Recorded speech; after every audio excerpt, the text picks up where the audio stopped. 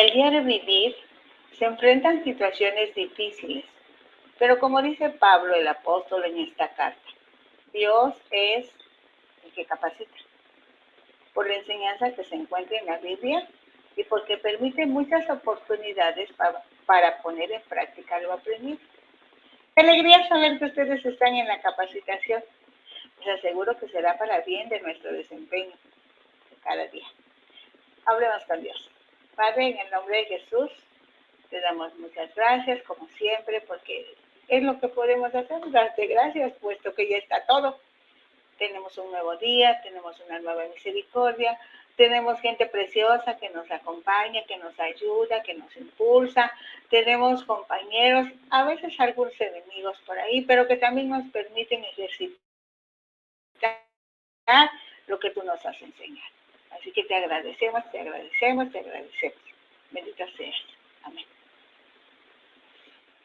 En este momento disfrutamos segunda de Corintios, la segunda carta de Pablo a los Corintios, de los capítulos 3 al versículo 15 del capítulo 5. Iniciamos de una vez en el versículo 1 del capítulo 3. ¿Comenzamos otra vez a recomendarnos a nosotros mismos? ¿O tenemos necesidad, como algunos, de cartas de recomendación para ustedes o de recomendación de ustedes? Nuestras cartas son ustedes, escritas en nuestros corazones, conocidas y leídas por todos los hombres, siendo manifiesto que son cartas de Cristo expedidas por nosotros, escritas no con tinta, sino con el Espíritu del Dios vivo, no en tablas de piedra, sino en tablas de carne del corazón. Pablo dice que, de cierta manera, él no necesita cartas de recomendación. Si se necesitara presentar una carta de recomendación, presentaría a los corintios que habían aceptado el mensaje de salvación por gracia, lo que ahora los hacía que fueran reconocidos como hijos de Dios. Pues nada menos que Jesucristo había escrito en cada corazón su mensaje por medio de Pablo, con la participación del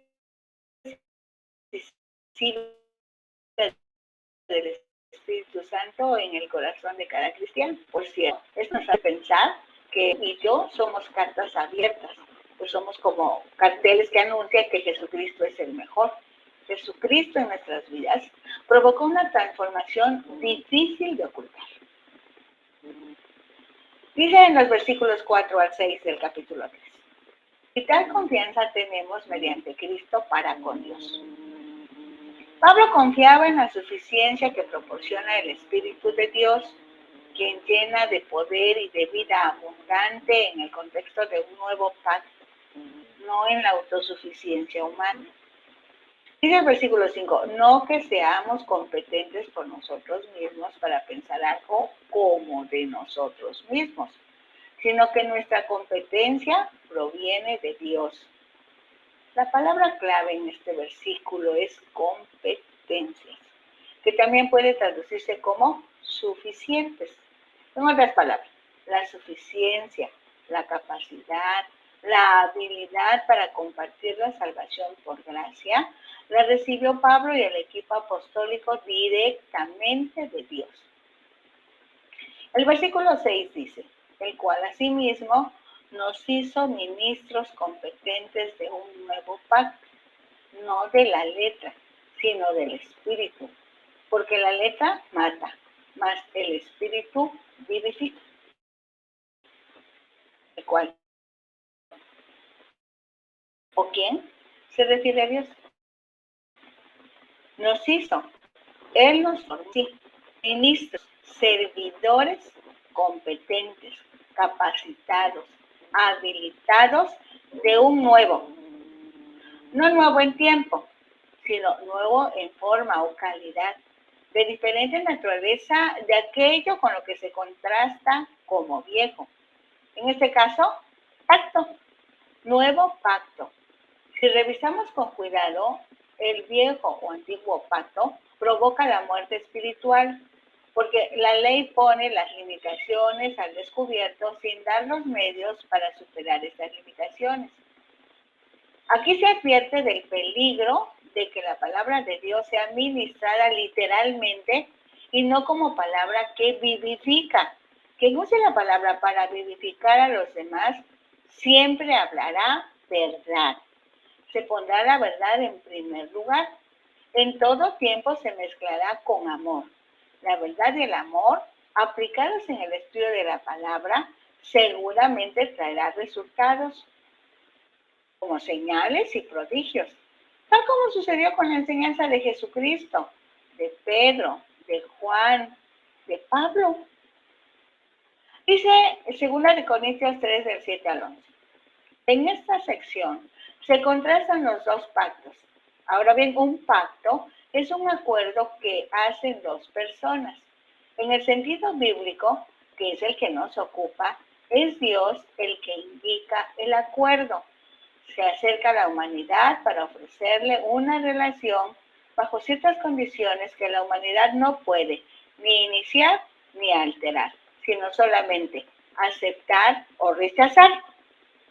Dice el versículo 7, y si el ministerio de muerte grabado con letras en piedras fue con gloria, tanto que los hijos de Israel no pudimos fijar la vista en el rostro de Moisés a causa de la gloria de su rostro, la cual había de perecer. En el antiguo pacto, cuando Moisés bajó del monte, su rostro resplandecía y nadie podía mirarle, pero fue pasajero. No se mantuvo, ni se podía mantener. Dice el versículo 8, ¿cómo no será más bien con gloria el ministerio del Espíritu? El ministerio del Espíritu aquí y ahora produce perdón en lugar de condenación, vida en lugar de muerte. Por eso dice que es con gloria el ministerio del Espíritu. Dice el versículo 9, porque si el ministerio de condenación fue con gloria, mucho más abundará en gloria el ministerio de justificación. El antiguo pacto fue una parte importante de la revelación de Dios al hombre. Ese pacto fue bueno. Para el nuevo pacto, la revelación aumentó. Dios mismo tomó forma humana en Jesús. Tomó forma humana para que los hombres pudieran conocer a Dios, quien vino para que se diera inicio a un nuevo y glorioso pacto o acuerdo, pues es a través de Jesucristo, por su sacrificio, muerte y resurrección, que el ser humano es justificado.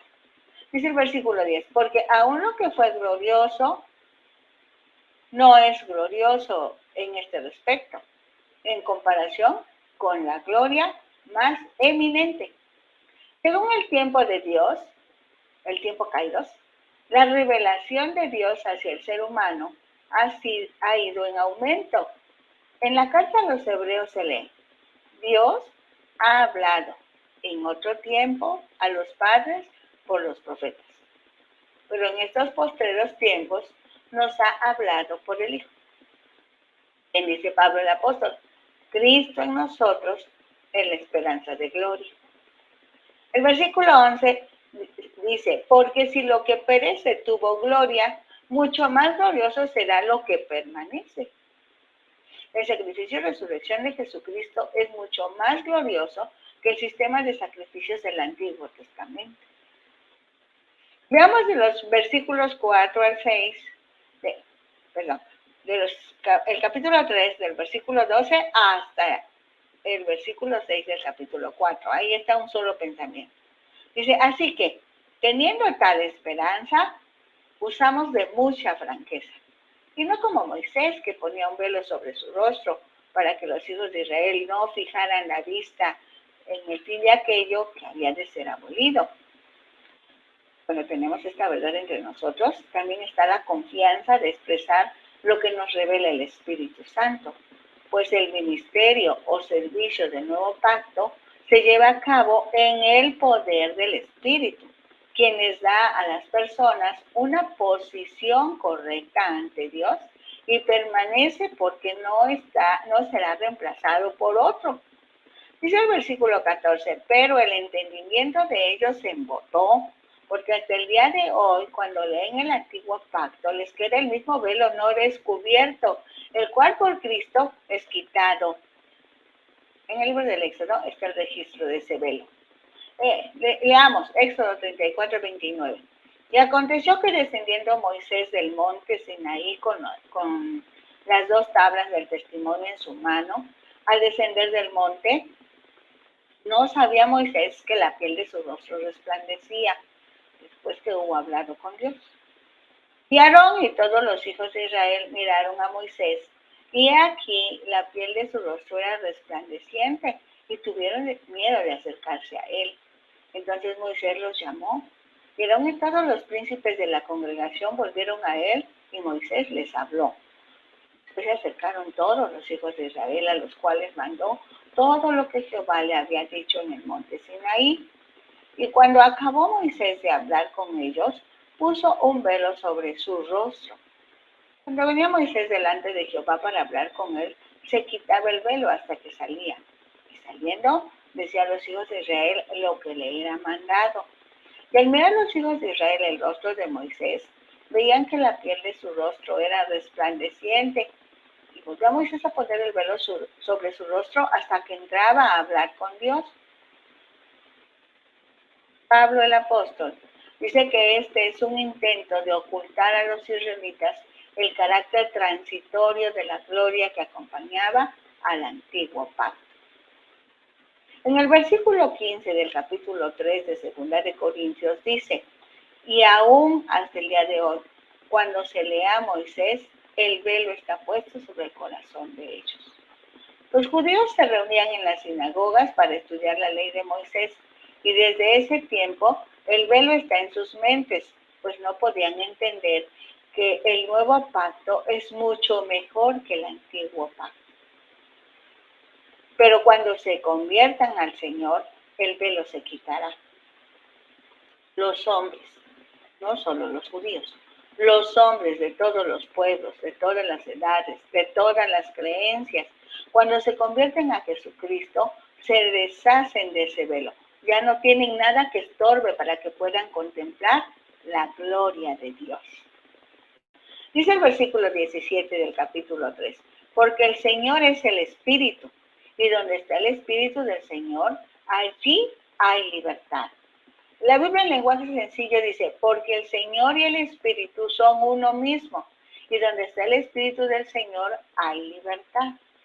Dice el versículo 18, por tanto nosotros todos, mirando a cara descubierta como en un espejo la gloria del Señor, somos transformados de gloria en gloria en la misma imagen como por el Espíritu del Señor. Tomemos otra vez la Biblia en lenguaje sencillo. Dice, somos como un espejo que refleja la grandeza del Señor, quien cambia nuestra vida. Gracias a la acción de su Espíritu en nosotros, cada vez nos parecemos más a Él. Los que hemos creído en Jesucristo, sin el velo que pudo haber estado en nuestras mentes, somos semejantes a Cristo, porque entramos a un proceso de transformación en el que avanzamos en la medida que entendemos y usamos la nueva relación entre Dios y cada uno de nosotros. Cuando aprendemos de la vida de Cristo, al revisar los evangelios, Mateo, Marcos, Lucas, Juan, llegamos a entender cómo es Dios y lo que le agrada, también lo que le desagrada. Ayudados por el Espíritu Santo, comprobamos poco a poco, mientras más seguimos a Cristo, más nos asemejaremos a Él. Dice el versículo 1 del capítulo 4. Por lo cual, teniendo nosotros este ministerio según la misericordia que hemos recibido, no desmayamos. Todo lo que se dijo en el capítulo 3 se une al siguiente capítulo con la expresión por lo cual, o sea, la gloria del nuevo pacto proporciona el fundamento o la base para permanecer sin desmayar en el servicio a Dios, evangelizando al mundo. Dice el versículo 2, antes bien, renunciamos a lo oculto y vergonzoso, no andando con astucia ni adulterando la palabra de Dios, sino por la manifestación de la verdad, recomendándonos a toda conciencia humana delante de Dios. ¿Han entendido la gloria que significa el nuevo pacto? Por ello decidieron dejar de lado lo que pudiera causar vergüenza. Tampoco modifican a su conveniencia la palabra de Dios, al contrario, presentan la verdad claramente, apelando a la conciencia de cada ser humano.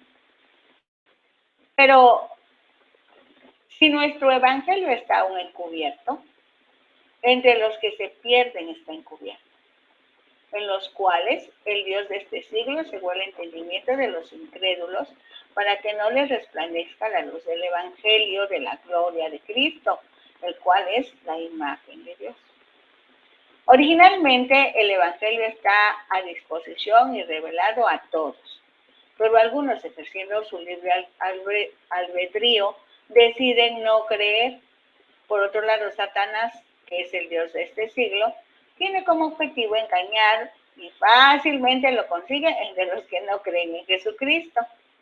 Dice el versículo 5. Porque no nos predicamos a nosotros mismos, sino a Jesucristo como Señor y a nosotros como sus siervos por amor de Jesús. La buena noticia, la prédica del Evangelio, trata de la gloria de Cristo, no de la biografía de Pablo el apóstol. Por eso dice, no nos predicamos a nosotros mismos, pues entiende que ellos son servidores, siervos de los corintios, porque de esa manera Dios muestra su amor a sus siervos, los que enseñan, y amor a sus hijos, los corintios. Sus siervos también son sus hijos. Dice el versículo 6, porque Dios que mandó que de las tinieblas resplandeciese la luz, es el que resplandeció en nuestros corazones para iluminación del conocimiento de la gloria de Dios en la paz de Jesucristo. Cuando Pablo, como perseguidor de los del camino, iba a Damasco para apresar a los cristianos, de repente vio una gran luz que lo dejó ciego. Así que cuando dice que tuvo el privilegio de haber visto la gloria de Dios en el rostro de Jesucristo, expone su verdad. Dice verdad. De ahí que la conclusión sea que solo pueda predicar a otros el Cristo que cada uno ha conocido. No podemos predicar a Cristo si no lo conocemos. Probablemente estemos predicando otro Cristo, Dios nos libre, ¿verdad? Que siempre estemos basados en la palabra para enseñar el Cristo de la Biblia.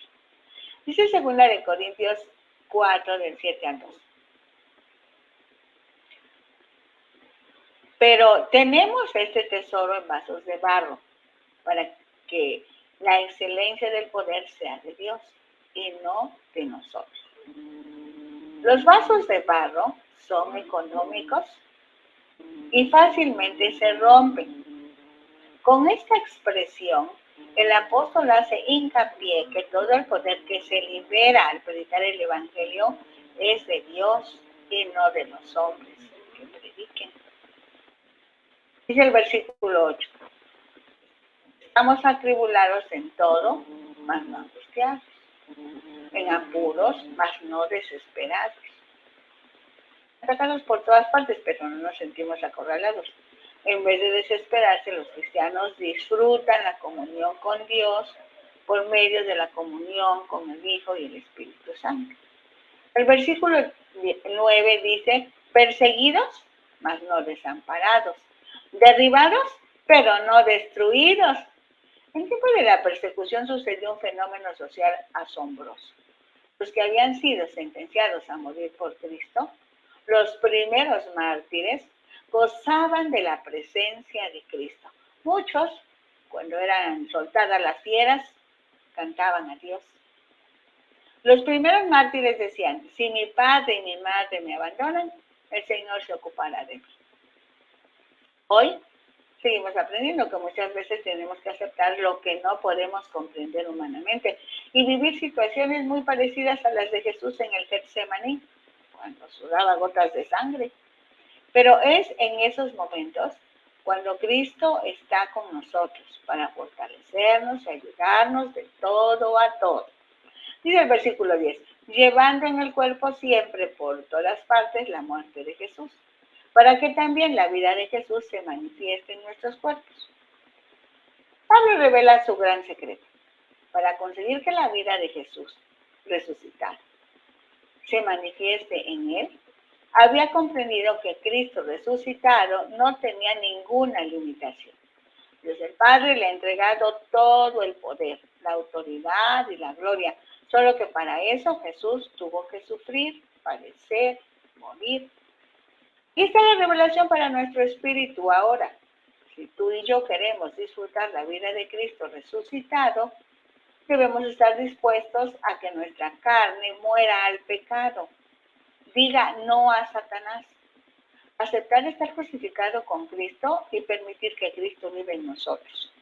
Esto es asumir los riesgos. Dice el versículo 11, porque nosotros que vivimos siempre estamos entregados a muerte por causa de Jesús, para que también la vida de Jesús se manifieste en nuestra carne mortal.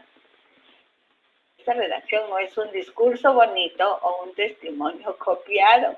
Es lo que Pablo y el equipo evangelístico estaban viviendo en ese preciso momento. Su encuentro con Jesucristo, camino a Damasco, le impregnó a su espíritu la resurrección y pudo comprobar el poder de Dios que resucita de los muertos. Esto explica por qué parece que no le importa su seguridad personal. Él creía que aunque muriera, Dios tiene poder y podía hacer que eso no fuera su final, sino que le levantaría como levantó a Jesús.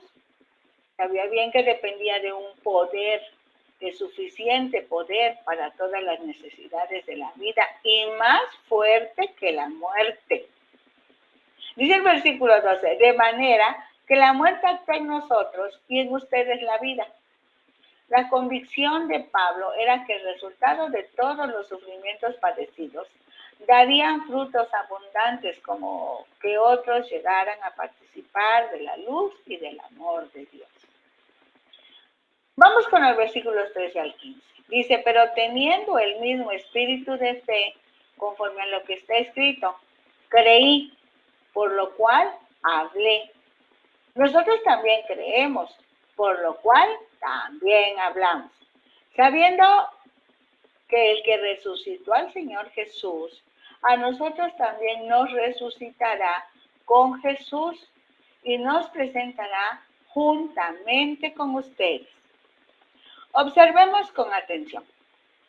Cuando una persona tiene la convicción de que todo lo que sucede está dentro del plan de Dios, es capaz de obedecer y hasta cierto punto sufrir si es necesario para conseguir la meta. Que Cristo resucitado sea dado a conocer. Esa es la meta. Que Cristo resucitado sea dado a conocer para que al final pueda participar de la resurrección y en consecuencia de la vida eterna. Dice el versículo 15, porque todas estas cosas padecemos por amor a ustedes, para que abundando la gracia por medio de muchos, la acción de gracia sobreabunde para gloria de Dios. Desde los tiempos del profeta Isaías, 700, 800 años antes de Cristo, en Isaías 35:10 dice, y los redimidos de Jehová volverán a Jerusalén, o Sión, con alegría, y gozo perpetuo será sobre sus cabezas, y tendrán gozo y alegría, y huirán la tristeza y el gemido. El pueblo de Israel estaba pasando por situaciones difíciles en ese momento, pero Dios les promete un cambio total, porque Dios no solo señala el camino a seguir, sino que siempre está con nosotros. Y ahora, con Cristo resucitado y el poder del Espíritu Santo, está en nosotros, porque somos el templo, el lugar de adoración, y está por nosotros. Promete defendernos en todo momento. Dicen, ahora vamos a revisar del capítulo 4, versículo 16, al capítulo 5, versículo 5. Todo ese es un pensamiento completo. Dice, por tanto, no desmayamos. Antes, aunque nuestro hombre exterior se va desgastando, el interior, no obstante, se renueva de día en día. El apóstol Pablo siempre tiene puestos los pies en la tierra. Con eso queremos decir que no ignora la realidad de su cuerpo. Físicamente hablando, la vida es un lento pero inevitable camino hacia la muerte física. Porque hay muerte espiritual y muerte física. Para los que han recibido a Jesucristo como su Salvador y Señor, la muerte espiritual ya no puede hacer nada en ellos. Pero la muerte física es algo natural y necesario para disfrutar la vida en Cristo por la eternidad. Ahora bien, desde el punto de vista espiritual, el pensamiento es diferente, pues a lo largo de toda la vida debe seguir creciendo y fortaleciéndose el alma, y es nuestra decisión, fijémonos, es nuestra decisión decirnos a nosotros mismos, como decía el salmista, bendice alma mía a Jehová y no olvides ninguno de sus beneficios. Estos ejercicios de fe nos capacitan para disfrutar de la presencia de Dios aquí en la tierra y nos preparan para el momento de llegar al trono de Dios.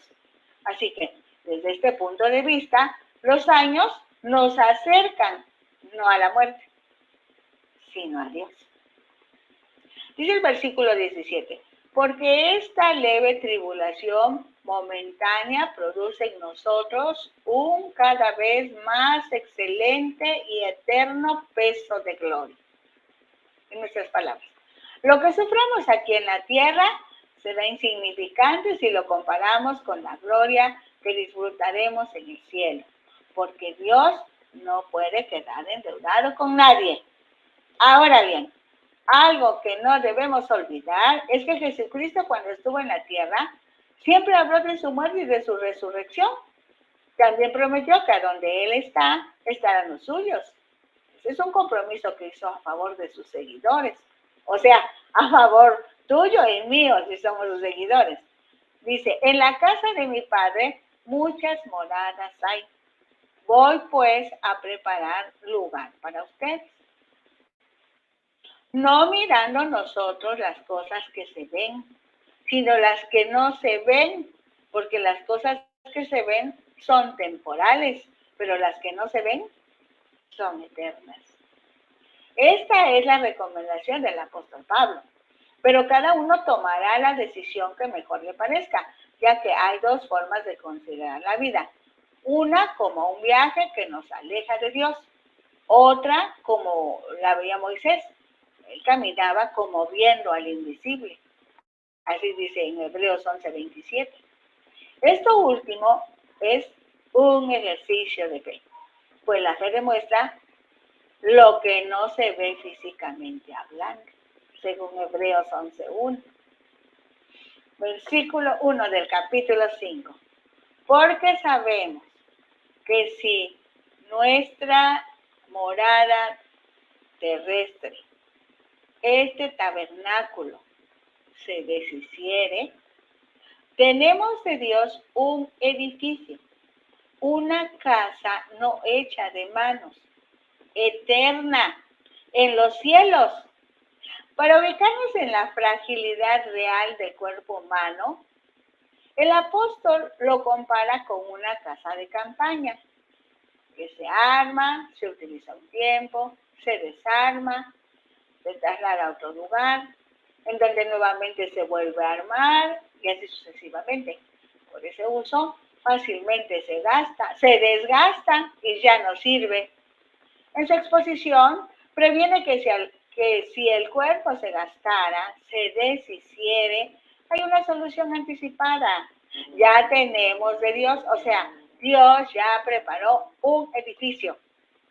No es una casa de campaña, es un edificio, es una mejor construcción, tiene mejor diseño, es permanente en la misma presencia eterna de Dios. Dice el versículo 2. Y por esto también gemimos, deseando ser revestidos de aquella nuestra habitación celestial. Cuando pensamos en la verdad del cielo, de la eternidad con Dios, de un cuerpo resucitado, queremos que de inmediato nos lleve Dios con él. Pero la verdad es que aquí y ahora Dios vino a la tierra. Emmanuel quiere decir Dios con nosotros, o con nosotros Dios, como lo quieras expresar. Y cumplió su promesa de que enviaría al Espíritu Santo para que esté con nosotros, en nosotros y por nosotros, para siempre. Así ya disfrutamos un adelanto de la vida eterna.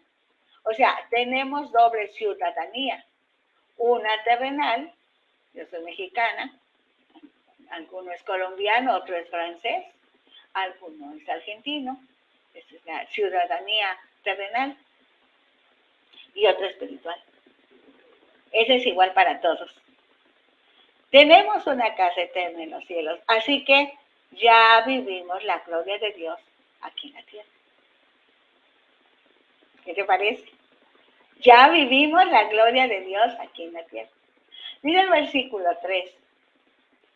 Pues así seremos hallados vestidos y no desnudos. El apóstol Pablo hace una aclaración muy pertinente, pues para él el cuerpo humano es como la ropa, el vestido de una persona. Le da presentación a la persona, la hace visible al ojo humano. Para Dios el cuerpo humano es parte material y el alma con el espíritu son la parte inmaterial, invisible. Entonces necesitamos el cuerpo resucitado en su caso, el alma y el espíritu, para cuando vengamos ante el trono de Dios. Por eso su expresión, seremos hallados revestidos. O sea, por eso Pablo lo dice así, seremos hallados revestidos con el nuevo cuerpo. ¿Cuál es ese nuevo cuerpo? El cuerpo resucitado y no desnudo. Dice el versículo 4, porque asimismo los que estamos en este tabernáculo gemimos con angustia, porque no quisiéramos ser desnudados para que lo mortal sea absorbido por la vida. Alguien se preguntará, ¿por qué necesitamos ser revestidos? Porque habrá un momento que todos los hijos de Dios tengamos que presentarnos ante el tribunal de Cristo. Y es entonces cuando la vida cobra importancia, seriedad y emoción. Porque ciertamente será muy emocionante ese momento cuando lo mortal sea absorbido por la vida, por la inmortalidad. Y el versículo 5, mas el que nos hizo, para esto mismo es Dios, quien nos ha dado las arras del Espíritu. Aquí en la tierra apenas tenemos una probadita de esa realidad futura. Cuando experimentamos el nuevo nacimiento en Cristo, sentimos el toque vivificador del Espíritu Santo a nuestro espíritu. Imaginamos que Dios, por medio de su Espíritu, nos entregó como depósito, como las arras, cuando celebramos algún enlace matrimonial, que la pareja se entrega las arras como depósito, como garantía. Nos da el Señor como garantía su Espíritu Santo que nos selló cuando creímos. Nos bautizó y nos llena cada día, día a día, que es las arras de nuestra herencia, hasta la redención de la posesión adquirida para alabanza de su gloria. Eso lo explica Pablo en la carta a los Efesios, en el capítulo 1 y el versículo 14. Segunda de Corintios 5:6 dice, así que vivimos confiados siempre y sabiendo que entre tanto que estamos en el cuerpo, estamos ausentes del Señor. Sí, porque nosotros estamos rodeados de materialidad. El mundo físico es lo que percibimos, así que entendemos su presencia espiritual como la disfrutaremos en el futuro. Dice el versículo 7, porque por fe andamos, no por vista. Esta es una de las verdades que debemos creer primero para poder disfrutar después. Eso es muy importante. Dice el versículo 8, pero confiamos si más quisiéramos estar ausentes del cuerpo y presentes al Señor. Para los que creemos en Cristo, la muerte solo es la entrada para disfrutar una vida eterna con Dios. Desde que Dios diseñó al hombre, dijo, hagamos al hombre a nuestra imagen, conforme a nuestra semejanza. Así que nuestras vidas continuarán. Y el versículo 9, por tanto,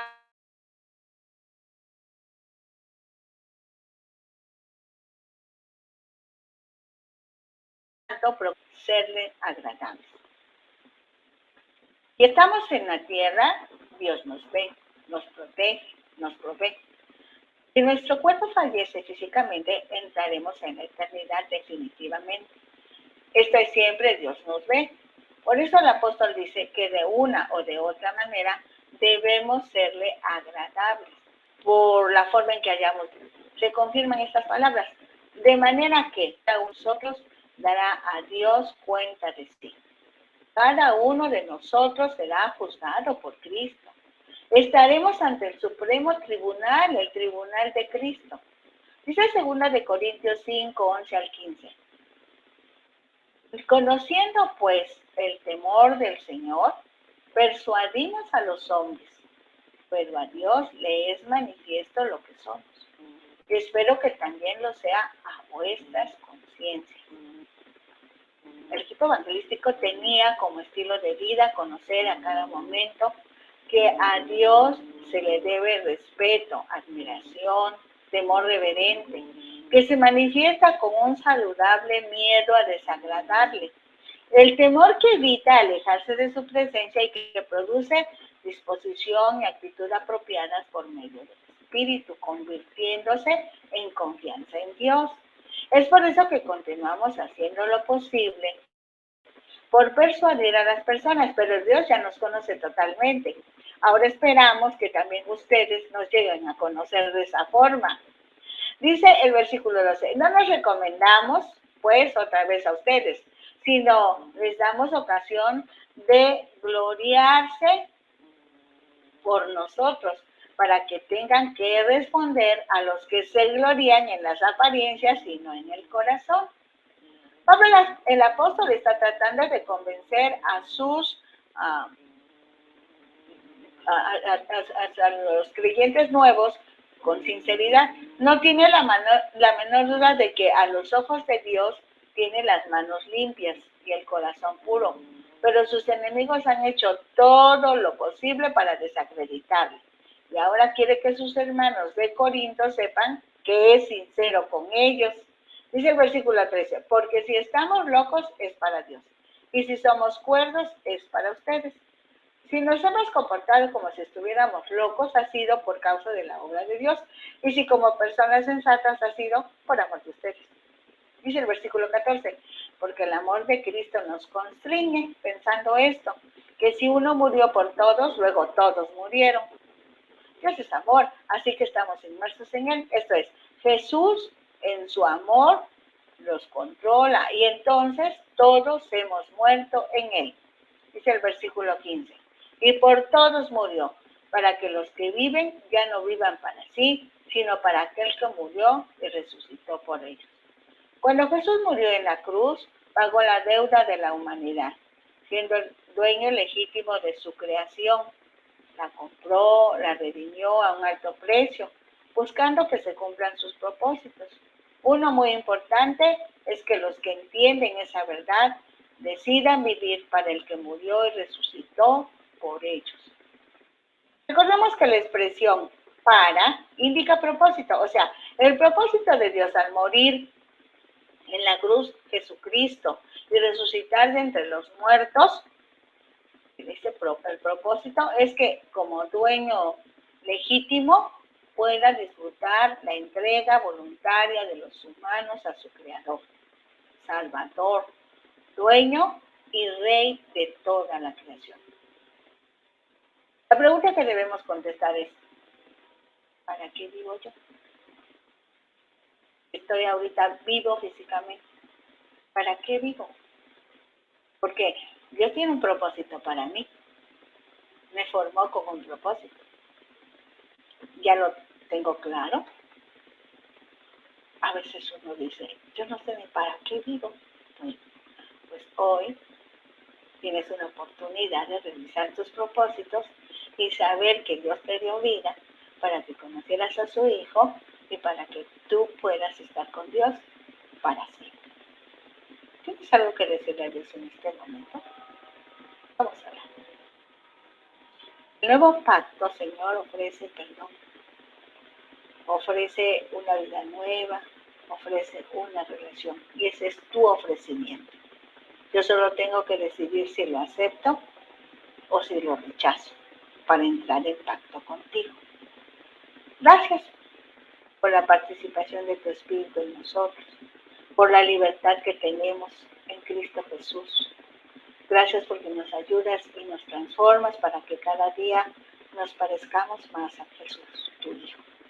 Al estar seguros de nuestra posición en Cristo, estaremos dispuestos, como el equipo apostólico, a experimentar, si es necesario, tribulación, persecución, pobreza, desamparo, pero con la seguridad de que tú estás en cada uno de los que somos tus hijos, pues tu amor nos fortalece. Ayúdanos a vivir así, como viendo al invisible. Ayúdanos. Amén. Bueno, la próxima semana, si vivimos, estaremos aquí. Les recordamos que nos encuentran en Facebook, en la página Disfruta la Palabra, en YouTube con el nombre de Rosabel Hernández Ojeda y en Ventana Virtual Radio Cristiana con otros compañeros y con la bendición de la radio también a su disposición. Si para ustedes es bendición, por favor compartan. Otros más necesitan conocer estas verdades.